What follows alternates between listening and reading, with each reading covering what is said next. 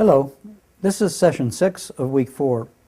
I'd like to tell you some stories about humble masterpieces, simple products that we use every day, developed by creative people, and maybe we can learn about creativity by learning the stories behind simple things like the lipstick tube and the safety pin.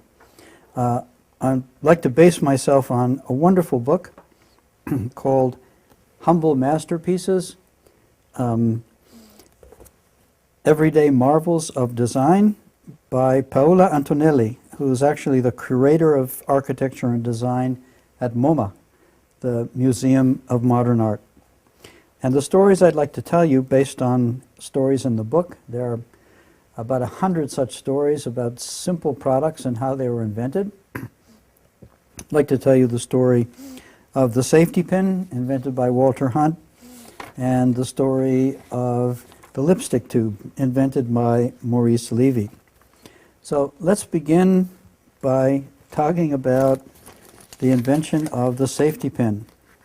It's something we all use every day, and the question is, who had the first idea for this wonderful invention, the safety pin? We use these all the time and maybe don't always think about the creative people who invented them. How did they happen? Well, here's the story, as told in the book Humble Masterpieces. The safety pin was built by Walter Hunt, who was a New York mechanic. He built America's first sewing machine, but in a fit of altruism, he decided he wouldn't patent it. He wanted to give his invention to the world. And unfortunately, it led to a great deal of hardship and debt in his life. So he found himself in debt and trying to think of an idea, try to get himself out of the debt.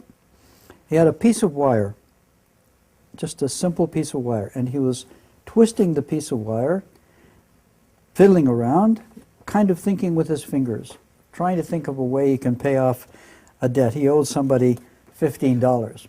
And then, as he twisted the wire, he discovered that if you twisted the wire like this circle on the safety pin and created a kind of a spring, the spring could hold the pin in its little housing, and that would protect people from sticking themselves.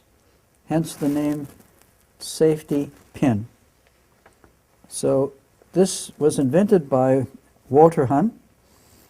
He invented it a long, long time ago, and he patented his design. He learned his lesson from the sewing machine. He patented it in 1849, and he sold the patent for $400. That got him out of the debt.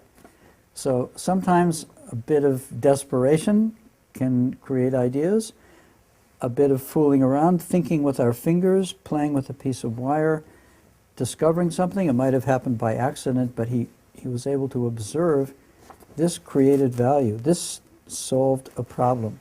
Straight pins stick people, safety pins never stick people, but yet they're still a pin. We still have the pin, and it can be out of its little house, or it can be in its little house, and the wire itself, the pin itself, creates the spring effect that creates the value for people. Try things, play around with things, and when you hit upon things, sometimes by accident, and they solve the problem, be sure that you notice and observe that the problem is solved. This is the lipstick tube. And the lipstick tube is a part of American, in fact, world history. So we go back to more than 100 years ago. In fact, 1915, exactly 100 years ago, a man named Maurice Levy was working with a manufacturing company, and he developed this kind of bullet-shaped metal case for lipstick. Now, lipstick is important because in 1912, the suffragettes, the women who were marching to get the vote for women, Charlotte Perkins Gilman and Elizabeth Stanton, they wore lipstick as a sign of emancipation from men, surprisingly. They wore makeup as a way of declaring their freedom from men and their independence, the first feminists.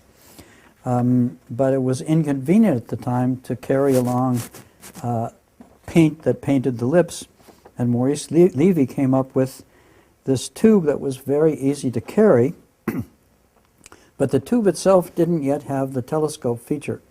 It didn't yet have this feature of turning it and pushing it up, and that actually came about because of a scientist at a German chemical products company called Henkel. And let me just review the idea here.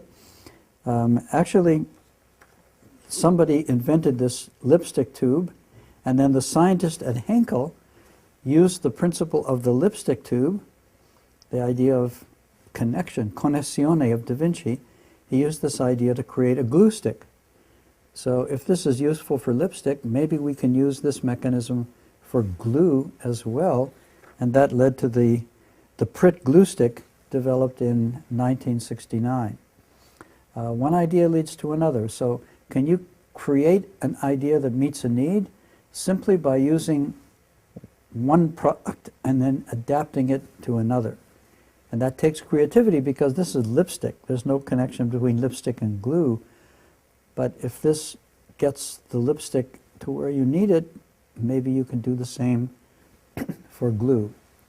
And that was the process that the German scientist came up with. So what do we learn from these humble masterpieces? We learn identify a need, solve the need in a simple fashion, convenient fashion. Motivation, Walter Hunt really needed that $15. Try things, play things, build prototypes, and see if they work. Many many great products. The safety pin, 1849, and we still use them today. There are two ways to change the world. You can create a breakthrough innovation that creates huge value for a small number of people, or you can create small, humble masterpieces that billions of people use and that create value for them for well over 100 years.